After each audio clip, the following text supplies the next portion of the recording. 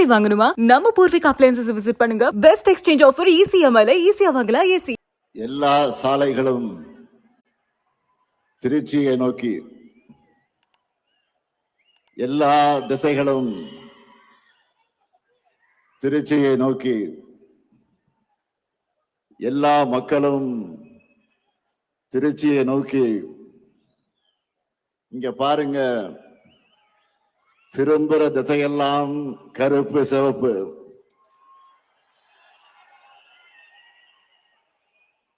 திரும்பும் திசையெல்லாம் அண்ணாவின் தம்பிகள்.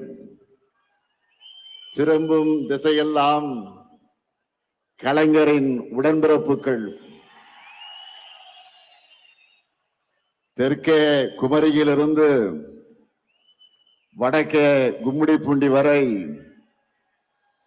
தமிழ்நாடே இந்த சிறகனூர்ல திரண்டு சிறகனூர் பெருகனூராக ஆகியிருக்கு. எதிரிகளால வீழ்த்த முடியாத திராவிட முன்னேற்ற கழகத்தின் பெரும் சேனை இங்கே திரண்டிருக்கு. இந்த சேனையினுடைய தலைமை தொண்டனாக முத்துவேல் கருணாநிதி ஸ்டாலின் அழைப்பை ஏற்று வந்திருக்கக்கூடிய தலைவர் கலைஞருடைய அன்பு உடன்பிறப்புகளே, உங்க எல்லாருக்கும் என்னுடைய முதல் வணக்கம். வரவேற்புரை ஆற்றிய மாநாட்டினுடைய தலைவர், கழகத்தினுடைய முதன்மை செயலாளர், என்னுடைய ஆறுயிர் சகோதரர் KA நேரு அவர்களே, இன்றைக்கு நாம் முழங்கும் ஸ்டாலின் தொடரட்டும், தமிழ்நாடு வெல்லட்டும், இது ஏதோ தனிப்பட்ட ஸ்டாலினுக்காக முழக்கம் அல்ல. நம்ம எல்லாம் உருவாக்கின திராவிட முன்னேற்ற கழகம் தொடரட்டும் என்பதுதான் இதனுடைய உண்மையான பொருள். திருச்சியை மாநாட்டுக்காக நாம் ஏன் தேர்ந்தெடுக்கிறோம்? இது தமிழ்நாட்டுடைய மைய பகுதி மட்டுமல்ல, இதுதான் கழகத்தின் மாநாட்டு பகுதி. இன்றைக்கு நாம் நடத்திட்டு இருக்கிறது 12வது மாநில மாநாடு.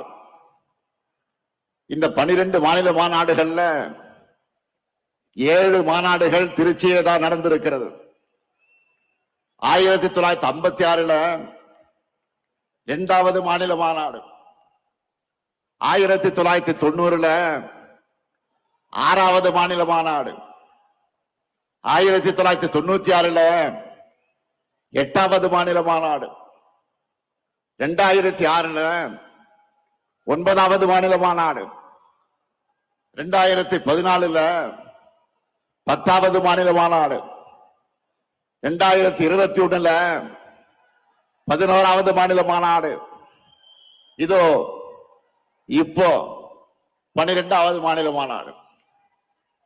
ஈரோடு தந்த பகுத்தறிவு புரவன் தந்தை பெரியார் மாளிகை கட்டி வாழ்ந்தது இதே திருச்சியில தான். தனித்தனி இயக்கம் நடத்திய போதும் கொள்கையால் ஒருபோதும் பிரியாத தந்தை பெரியாரும் பேரறிஞர் அண்ணாவும் வெவ்வேறு வழக்குகளில் ஒரே சிறையில் இருந்தது இதே திருச்சியிலே தான். ரயில்வே சந்திப்பின் ஒரு முனையில் தந்தை பெரியாரும் மறுமுனையில் முத்தமிழக தலைவர் கலைஞரும் இந்திய எழுத்து அழிப்பு போராட்டத்தை நடத்தினதும் இதே திருச்சியில தான். கள்ளக்குடி போராட்டத்தில் கைதான தலைவர் கலைஞர் சிறையில் அடைக்கப்பட்டதும் இதே திருச்சியில தான். அப்போ 1953 கை குழந்தையாக இருந்த என்னை என்னுடைய அன்னையார் தயாளம்மையார் அவர்கள் கொண்டு வந்து தலைவர் கலைஞர்கிட்ட காட்டினதும் இதே திருச்சியில் இருக்கக்கூடிய சிறையிலே தான். இது மட்டுமா, தலைவர் கலைஞர் அவர்கள் முதல்ல சட்டமன்றத்திற்கு தேர்ந்தெடுத்து அனுப்பிய குளித்தலை தொகுதி இருந்ததும் இதே திருச்சியிலே தான். அடுத்து பேரறிஞர் அண்ணாவுடைய மறைவுக்கு பின்னால் தலைவர் கலைஞர் அவர்கள் நமக்கு 50 முழக்கங்களை தந்ததும் இதே திருச்சியில தான். அதனாலதான் சொல்றேன், திருச்சி என்றாலே திருப்பம், திருச்சி என்றாலே எழுச்சி, திருச்சி என்றாலே உணர்ச்சி, திருச்சி என்றாலே மகத்தான வெற்றி. அப்படிப்பட்ட திருச்சியில இன்றைக்கு ஒரு மாபெரும் வரலாற்று கடமையை நிறைவேற்றத்தான் நாம் கூடியிருக்கிறோம். 1956 இதே திருச்சி மாநாட்டில் தான் லட்சக்கணக்கான தொண்டர்கள் வாக்களிக்க கழகம் தேர்தலில் போட்டியிட வேண்டும் என்ற முடிவை பேரறிஞர் அண்ணா அவர்கள் எடுத்தார்கள். அது நடந்து 70 ஆண்டுகள் ஆகியிருக்கிறது.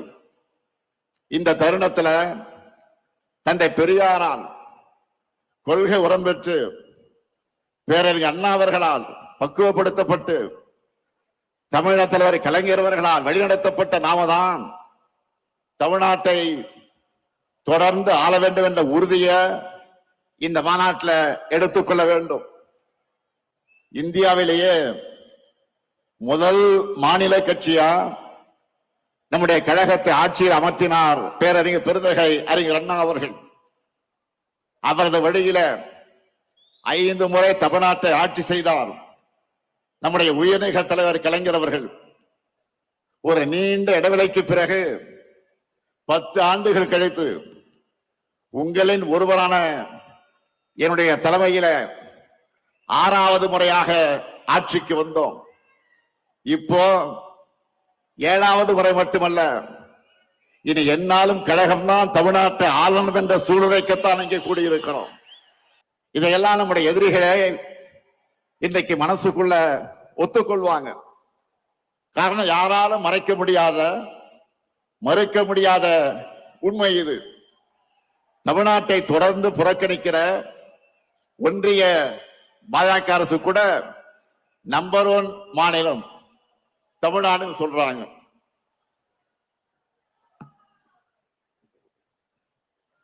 உலக பத்திரிகைகளை சூப்பர் ஸ்டார் ஸ்டேட் தமிழ்நாடுன்னு பாராட்டுறாங்க.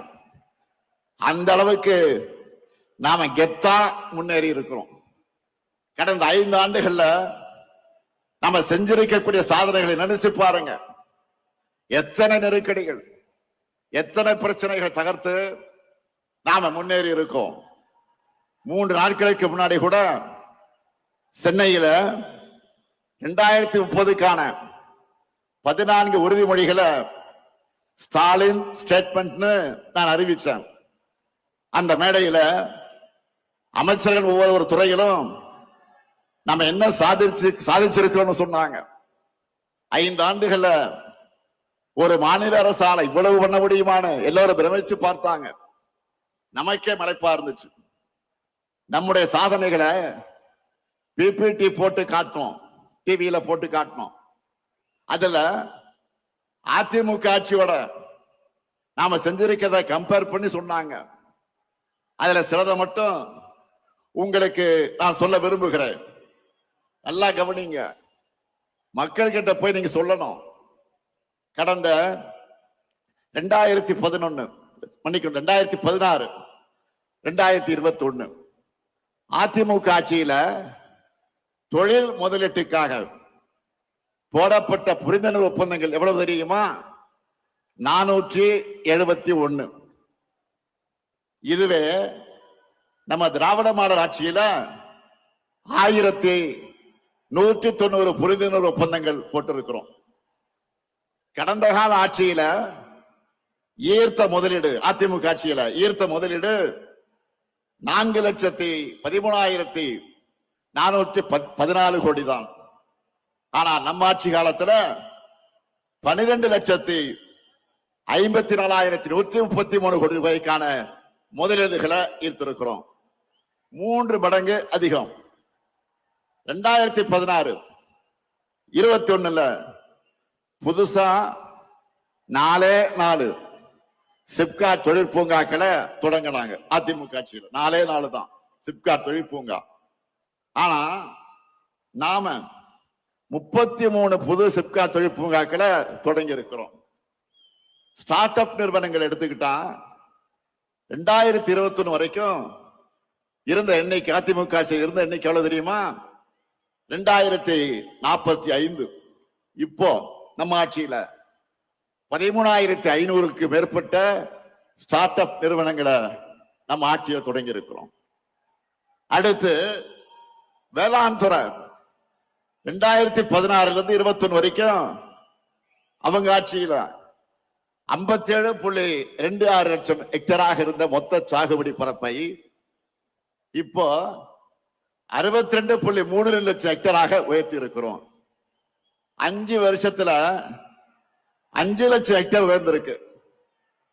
கடந்த ஆட்சி காலத்துல 1.3 லட்சம் விவசாயிகளுக்கு தான் இலவச மின் இணைப்பு கொடுத்தாங்க. ஆனா நம்முடைய ஆட்சியில 2 லட்சத்துக்கு அதிகமான விவசாயிகளுக்கு இலவச மின் இணைப்பு கொடுத்திருக்கிறோம். 2016-21 அண்ணல் அம்பேத்கர் அயலக உயர்கல்வி உதவித்தொகை திட்டத்துல படிச்ச மாணவருடைய எண்ணிக்கை எவ்வளவு தெரியுமா? 2 பேர் தான் அதிமுக ஆட்சியில. ஆனா நம்ம திராவிட மாடல் ஆட்சியில 386 மாணவர்களுக்கு 160 கோடி ரூபாய் உதவித்தொகை கொடுத்து படிக்கிறாங்க.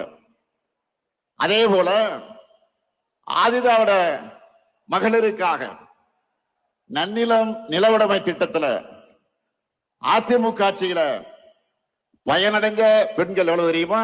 40 பேர் தான். 40 லட்சம் ரூபாய் கொடுத்தாங்க. அதுவே நம்ம திராவிட மாடல் ஆட்சியில 1026 பெண்களுக்கு சுமார் 50 கோடி ரூபாய் வழங்கி இருக்கிறோம். எவ்வளவு பெரிய வித்தியாசம்! அடுத்து ஸ்போர்ட்ஸ்ல, விளையாட்டுத்துறை ஸ்போர்ட்ஸ்ல நம்ம இளைஞர்கள் இன்னைக்கு எப்படியெல்லாம் சாதிக்கிறாங்க. அதுக்கு காரணம் என்ன? விளையாட்டுத்துறைக்கு 800 கோடி ரூபாயாக இருந்த நிதி ஒதுக்கீட்ட நம்ம ஆட்சியில 2228 கோடி ரூபாயாக உயர்த்தி இருக்கிறோம். அது மட்டுமல்ல, 2016-21 வேலை வாய்ப்பு வழங்கப்பட்ட விளையாட்டு வீரர்கள் எத்தனை பேர் தெரியுமா? 3 பேர் தான். ஆனா நம்ம அரசுல 301 விளையாட்டு வீரர்களுக்கு வேலை வாய்ப்பு வழங்கி இருக்கிறோம். இப்படி எல்லா துறையிலும் லிஸ்ட் இருக்கு. மக்கள் பெரும் சுமையா கருதுகிற மெடிக்கல் செலவுகள் போன ஆட்சியில முதலமைச்சருடைய விரிவான காப்பீட்டு திட்டத்துல 49 லட்சம் பேர் பயனடைஞ்சவங்க. அந்த எண்ணிக்கைய நம்ம ஆட்சியில 90 லட்சமாக உயர்த்தி இருக்கிறோம். அதுக்கு காரணம் நம்ம அரசுல 72,000 இருந்த வருமான வரம்பை 1,20,000 உயர்த்தி கொடுத்தோம். இப்படி எல்லாவற்றிலும் 2 மடங்கு 3 மடங்கு, ஏன் பல மடங்கு உயர்த்தி சாதனைகளை படைச்சிருக்கிறோம். இதுதான் வளர்ச்சி. அதனால்தான் வரலாற்றே இல்லாத அளவுக்கு 14 ஆண்டுகள் கழிச்சு நம்ம ஆட்சியில 11.19 விழுக்காடு பொருளாதார வளர்ச்சியை நம்முடைய மாநிலம் அடைந்திருக்கிறது. நானும் தொடர்ந்து ஒவ்வொரு மேடையிலும் நம்முடைய சாதனைகள் டேட்டாவோடு சொல்லிக்கிட்டு இருக்கிறேன். செஞ்சதை கூட நம்மால முழுசா சொல்ல முடியல. அந்த அளவுக்கு மிகப்பெரிய பட்டியல் இருக்கு. இப்ப தெரியுதா ஏன் நான் அடிக்கடி வெல்வோம் 200 சொல்றேன்னு? இவ்வளவு செஞ்சிருக்கிறோம். 200 தொகுதி உறுதியா இல்லையா?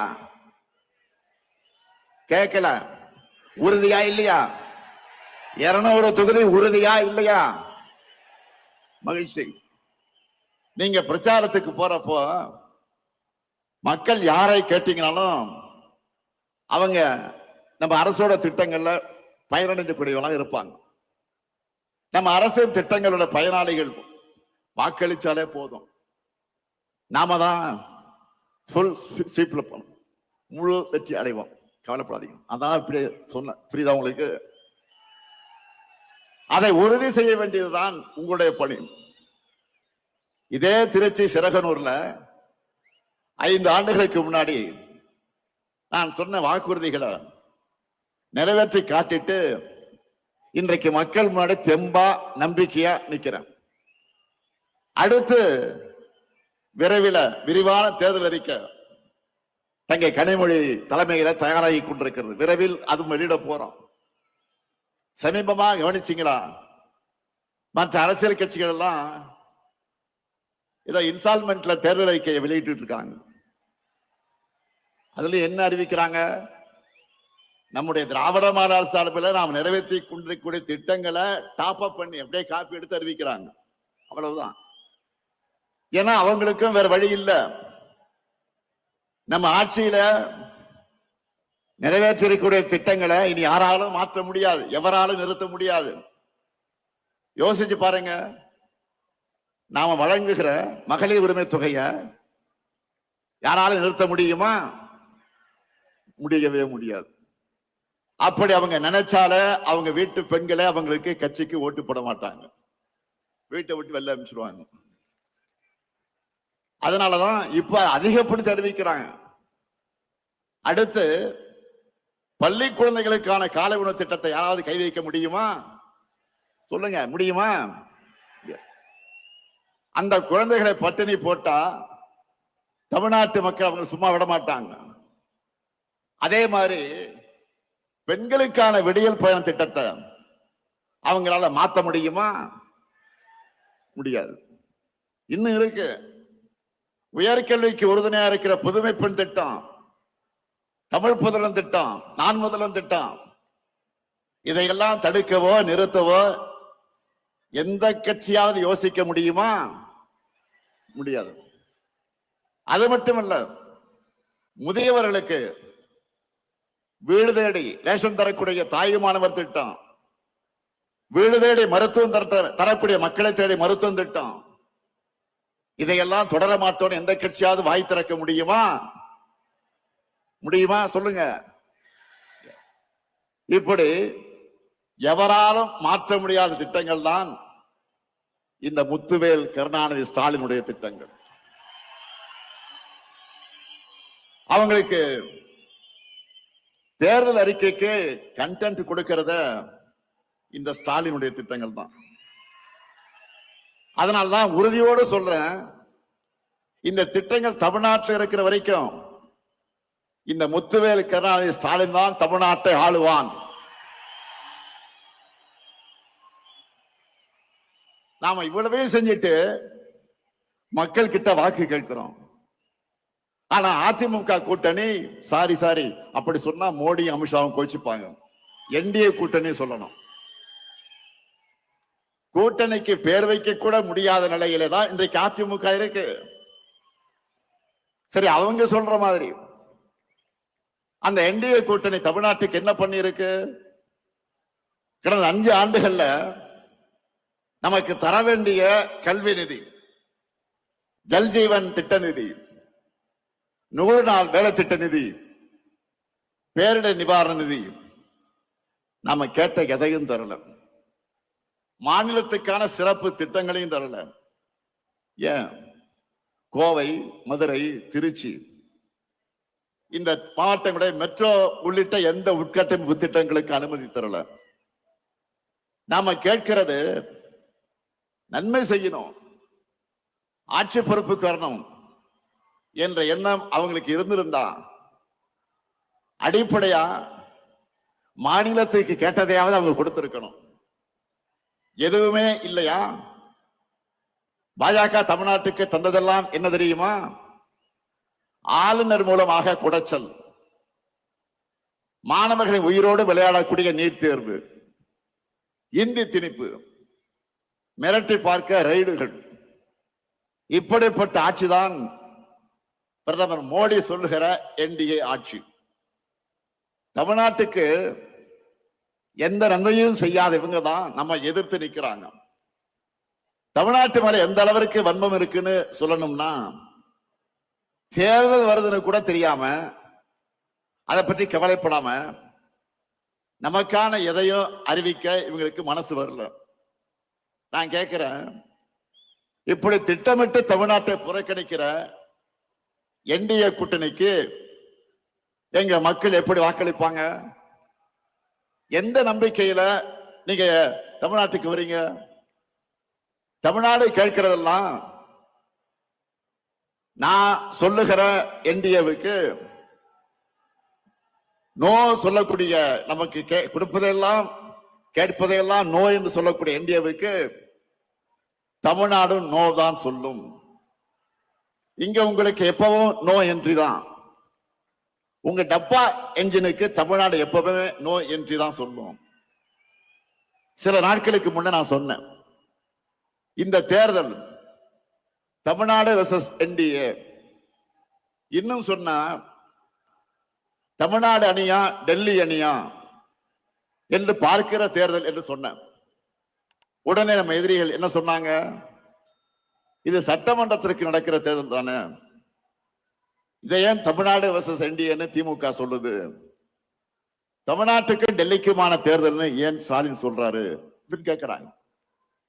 திமுக என்கிற மாபெரும் இயக்கம் தேர்தல் நேரத்தில் மட்டும் மக்கள் கிட்ட வரக்கூடிய கட்சி அல்ல, மக்களின் உரிமைகளுக்காக எப்போதும் களத்திலே நிற்கக்கூடிய கட்சி.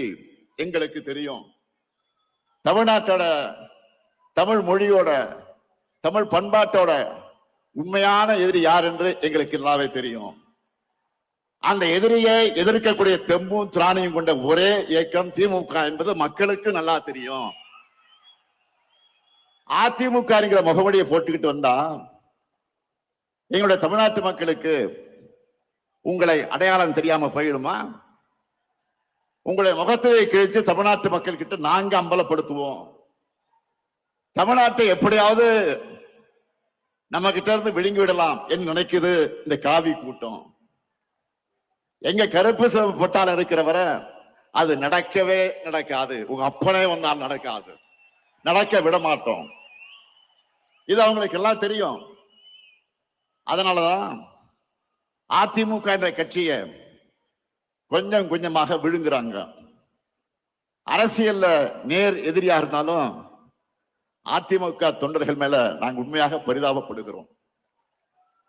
அவங்களுடைய உணர்வுக்கு மாறாக கட்சியை கொண்டு போய் டெல்லியில் அடமானம் வச்சுட்டாரு பழனிசாமி. தன் சொந்த நலனுக்காக, சுயநலத்திற்காக எப்படியாவது முதலமைச்சராக ஆகணும் என்ற நப்பாசையில பழனிசாமி அடிமையா கிடக்கிறாரு. அவரை வச்சு ஒட்டுமொத்த அதிமுகவை அழிக்கிற வேலையை பாஜக செஞ்சுக்கிட்டு இருக்கு. இப்போ கூட பீகார்ல என்ன நடக்குது நாடே பார்க்குத. பீகார் மாநிலத்தில் இதுவரை பாஜக முதலமைச்சர் இருந்ததே கிடையாது. நிதிஷ்குமார் அவர்களை முன்னிறுத்தி தேர்தலை ஜெயிச்சுட்டு இப்ப காரியம் ஆனதும் அவரை ஓரங்கட்டிட்டு பாஜக முதலமைச்சரை உள்ள கொண்டு வர போறாங்க. இதையே தான் தமிழ்நாட்டிலும் பண்ணலாம்னு ட்ரை பண்றாங்க. நான் அடிச்சு சொல்றேன், சேலஞ்ச் பண்ணி சொல்றேன், இந்த முத்துவேல் கருணாநிதி ஸ்டாலினும் எங்க திமுக இருக்கிறவரை பாஜகவால் தமிழ்நாட்டை ஆள முடியவே முடியாது. நீங்க அந்தர்பல்ட்டி அடிச்சாலும், என்ன முகமடி போட்டு கொண்டு வந்தாலும், புதுசு புதுசா யாரை கூட்டிக்கிட்டு வந்தாலும், எத்தனை ஏவல் அமைப்புகளை வச்சு மிரட்டி பார்த்தாலும் தமிழ்நாடு எப்பவுமே உங்களுக்கு அவுட் ஆஃப் கண்ட்ரோல் தான். நாங்கள் பார்க்காத படையெடுப்பா, திமுக பார்க்காத மிரட்டலாம். நீங்க இந்தியா மேப்ல இருக்க எந்த மாநிலத்து மேல வேணும்னாலும் காவி அடிச்சிடலாம். ஆனா தமிழ்நாட்டில் உங்க பாச்சா பலிக்கவே பலிக்காது. இங்க எப்பவுமே நாங்க தான், எங்க மண்ணுல நாங்க தான் ஜெயிப்போம், நாங்க மட்டும்தான் ஜெயிப்போம். இங்க கூடி வைக்கக்கூடிய ஒவ்வொரு உடன்பிறப்பும் மக்கள் கிட்ட போகும்போது சொல்ல வேண்டியது என்ன, நடக்க இருக்கிற தேர்தல் திமுக வெர்சஸ் என்டிஏ கிடையாது, தமிழ்நாடு வெர்சஸ் என்டிஏ. இன்னும் எளிமையா சொல்லணும்னா, வெல்லப்போவது தமிழ்நாடு அணியா டெல்லி அணியா என்பதுதான் 2026 தேர்தல். இதுல தமிழ்நாடு அணி வெற்றி பெறணும்னா திமுக தலைமையிலான மதச்சார்பற்ற முற்போக்கு கூட்டணி தான் வெற்றி பெறணும். உங்க வாக்குகளை திமுகவுக்கும் கூட்டணி கட்சிகளுக்கும் போடுங்கன்னு கேளுங்க. இதுதான் நீங்க அடுத்த 2 மாசத்துக்கு இடைவிடாம மக்கள் கிட்ட பரப்ப வேண்டிய மெசேஜ். அதே போல இங்க வந்திருக்கக்கூடிய உடன்பிறப்புகளுக்கு நான் வைக்கிற இன்னொரு வேண்டுகோள் என்பது, உதயசூரியன் சின்ன வெற்றி பெற நீங்கள் ஒவ்வொருத்தரும் எந்த அளவுக்கு உழைக்கிறீங்களோ அந்த உழைப்பை நம்ம கூட்டணி கட்சியின் சின்னங்களின் வெற்றிக்கும் கொடுக்கணும். ஏன்னா நம்முடைய சாதனைகள் கொள்கையில் மட்டும் நம்மளுடைய பலம் அல்ல, 4வது பொது தேர்தலை இணைஞ்சு சந்திக்கிற கூட்டணியும் நம்முடைய பெரிய பலம்தான். மற்றவங்களை மாதிரி வெறும் தேர்தலுக்காக எலெக்ஷன் சீசன்ல மட்டும் நாம கூட்டணி வைக்கல. கொள்கையின் அடிப்படையில் கொள்கை தோழர்களான கூட்டணி கட்சி அந்த வேட்பாளருக்கு நீங்க களத்தில் கடுமையா உழைக்கணும் என்று நான் கேட்டுக்கொள்கிறேன். மக்களை போய் சந்திக்கிற நீங்க இன்னொரு விஷயத்தையும் சொல்லுங்க.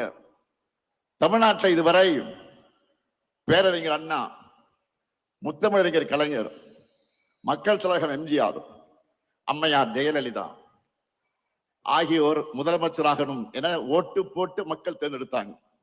நல்லா கவனிங்க, மறுபடியும் சொல்றேன். பேரறிஞர் அண்ணா, முத்தமிழறிஞர் கலைஞர், மக்கள் தலைவர் எம்ஜிஆர், அம்மையார் ஜெயலலிதா ஆகியோர் முதலமைச்சர் ஆகணும் என ஓட்டு போட்டு தேர்ந்தெடுத்தீங்க. அவங்களுக்கு பிறகு நீங்க ஓட்டு போட்டு ஜெயிக்க வச்சது இந்த ஸ்டாலினை தான்.